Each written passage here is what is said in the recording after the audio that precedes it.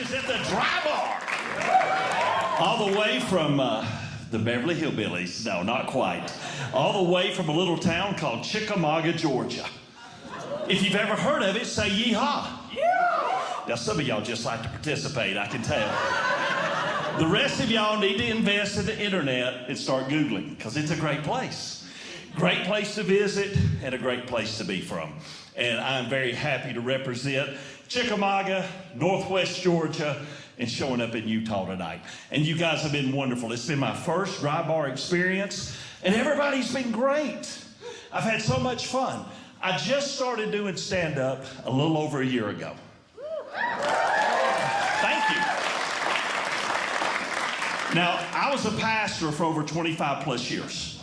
So I've preached like 4,000 sermons in that time. So the public speaking part I've got down. And writing sermons and writing comedy material are really similar to me. That's probably why I'm not preaching any longer, because all my sermons had more comedy in them than they had, spiritual significance. But I had a good time, and the folks did. But I'm going to tell you, being new at this, the hardest part about doing stand-up for me is the standing. Man, I am wore out already. I am hoping and praying that sit-down comedy will get popular. If it catches on, sign me up. I said, could they please stand and let me sit? I was going to bring a lazy boy recliner in here. Kick that thing back, have me a few beverages, a little popcorn. I'd have done a 3-hour show for you people. They said that's not going to happen, because at some point with all that water, you'll have to go to the restroom. I said, I got news for you. Depends. You'll have to Google that one. But I love what I'm doing. I love doing comedy. It's a great time. It's a lot of fun. And being new, I'm meeting all these wonderful people. And I've learned something a long time ago. If you connect with people, laughter's a medicine. And I'm doing my best to bring you a full prescription tonight. And everybody here is. So we'll have a good time. But being from the South, I know you probably didn't think that when I started talking. But I am. And then being a minister for most of my adult life, I became a Christian and a minister at the age of 21. So when I got old enough to start drinking and hanging out with women that did, I quit. I started going to church, I became a pastor, and that was the life I lived, and I enjoyed it very much. But growing up in that small town, I got great values from my parents. I'm a son of a postman. My father worked for the United States Postal Service. My mother worked for the district attorney in my hometown. So let me tell you what that means. I got away with nothing. Not a thing. Because in the city of Chickamauga, there's only 2 city routes. My father worked one for 15 years. He worked the other for 18. The one for 15 years, he walked 12.3 miles a day, 5 days a week. Come on, somebody. That's hard work. Now, you're probably thinking, Big Rich, how you remember that? Because I heard it every day of my childhood. Anything that had to be done around the house, he'd say, boy, go help your mother. Why do I have to do it? Son, I walked 12.3 miles today. What did you do? Mom would come home with the groceries from the store. Hey, get out there and get those groceries. Why me? Oh, yeah, 12.3 miles. But it's funny. My father, my Uncle Harold, and their 2 best friends, a guy named Fuzz and Dicey, and that was their names.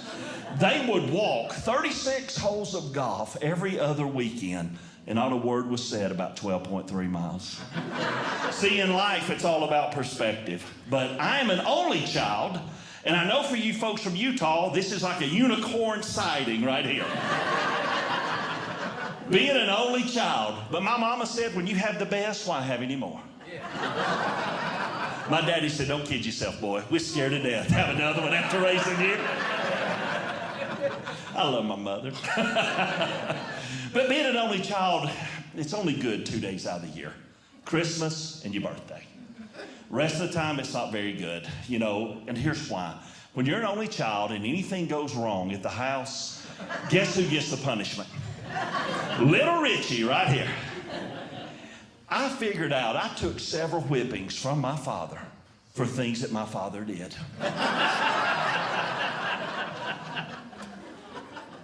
I remember one time I said, Daddy, I promise you, I promise I did not do that.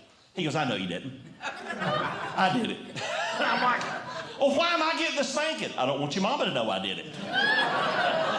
Then he would give me this logic that I'm sure you've heard before. You probably did something that we didn't catch, so let's just call it even. Then every once in a while he would say this, and I actually use this on my 3 children. I hate to tell you, son, this hurts me. This hurts me. This hurts me. But like my middle child said, not in the same place, Daddy, not in the same place. Being an only child at your birthday was wonderful. The best birthday present I ever got in my life. You got to remember, I grew up in the 1900s. So it was a bicycle, a Schwinn. I got a Schwinn 10-speed. Royal blue, sparkling. Man, that thing would fly. Hey, y'all, some of y'all, I can tell we're Huffy people. It's okay. Huffy bikes are good. They were dependable. They had 1 speed. They were rugged. They were great for playing Evel Knievel in the neighborhood and jumping the smaller siblings when you built a ramp. That's what you do in Chickamauga. So that's what we did. We built the ramp. I asked my buddy, I said, hey, can I borrow your Huffy? I'm going to go for a new Mill Village record right here. I laid out 5 children. All younger siblings of other parents, because I was an only. I backed up. I got that Huffy going. I did pretty well till I hit the 4th one. Get it off him, popped the 5th one. They started screaming and crying. Mothers started coming off the front porches, looking around. Richie, what did you do?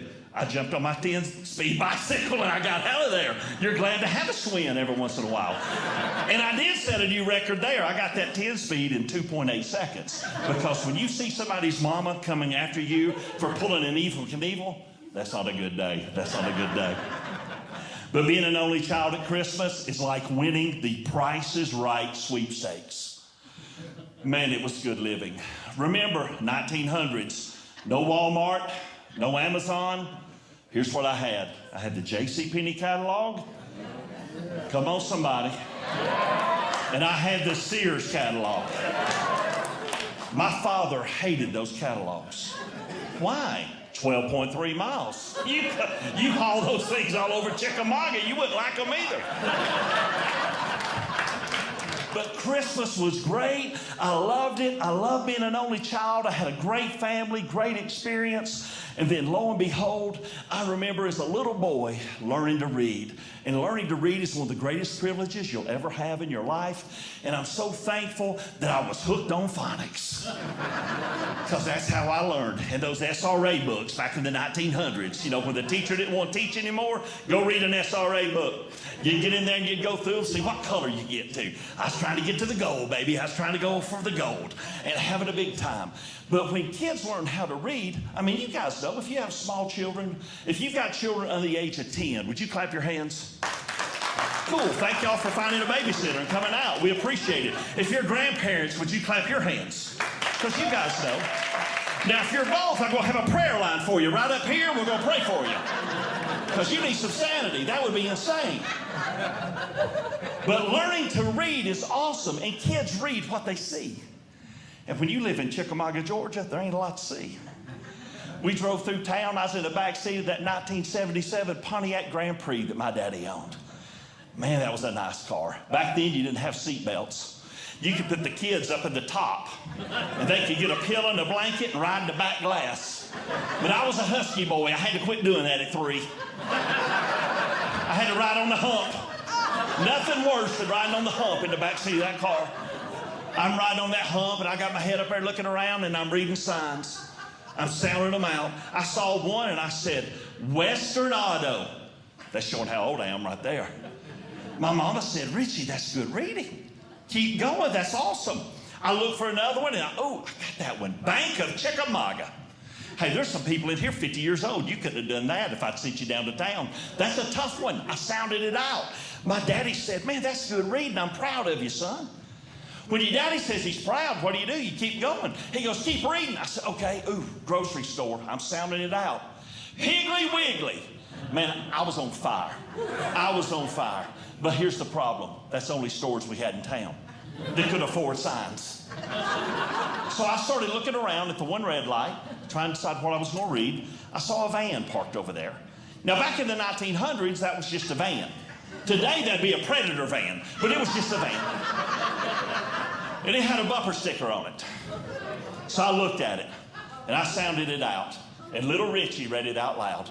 And it said this: "Honk if you're horny." My mother immediately bowed her head and began to pray right there in the passenger seat of the car. Head bowed, the cross symbol, Father, God, Spirit, everybody, covering all the bases. My father's mustache was quivering in the mirror. Now, back then, it was just a mustache. Now, today, it'd be a porn stash. Or you might call it a Burt Reynolds model. You know, Burt Reynolds, he's the guy, you know, Smokey and the Bandit. For you younger children, he'd be the old man in The Longest Yard with Adam Sandler. But my father had that mustache. I saw it quivering. I said, oh my gosh, my dad's laughing. So what did I do? I got louder. And I personalized it. And I said, hey, hey, honk if you're horny, Daddy. My mother came out of prayer. She looked at my father and said, Lynn, do something. So my dad blew the horn twice right in the middle of Chickamauga.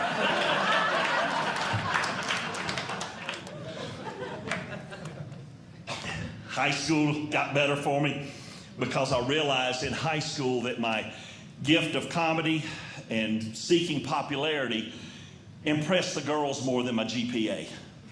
And I struggled in my GPA, but I didn't struggle in the comedy part. So lo and behold, I just focused more on it.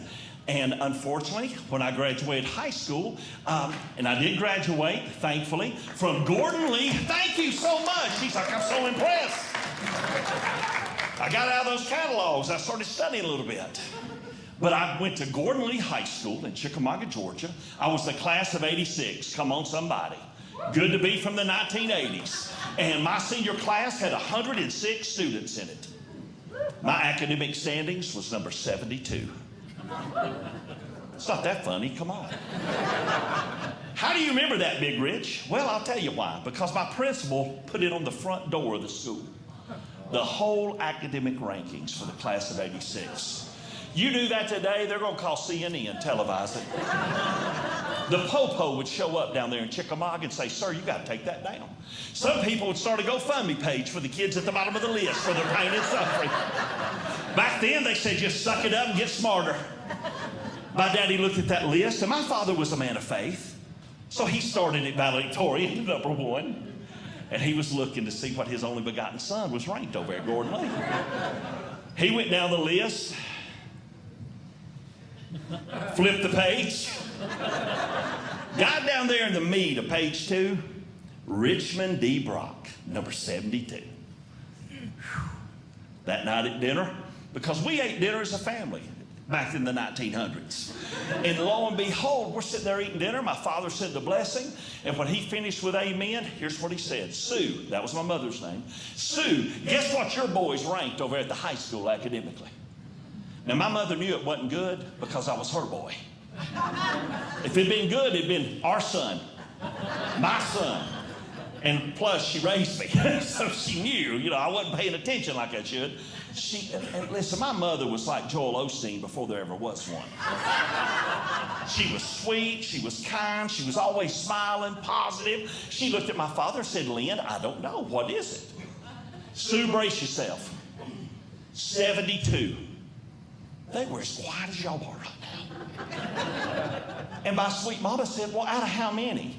106. I said the first thing that popped in my head. I said, hey, it ain't that bad, it's about half. I'll give the lower tier people a moment to catch that joke. My daddy said, son, that's why you're 72 right there. Because 72 is not even close to half of 106. So then I did what most teenagers do. I deflected it on somebody else. I said, well, my best friends are 104 and 105. My dad said, that's your other problem. You hang around idiots too. About that time, I heard Van Halen Panama blasting in my driveway. Guess who it was? 104 and 105.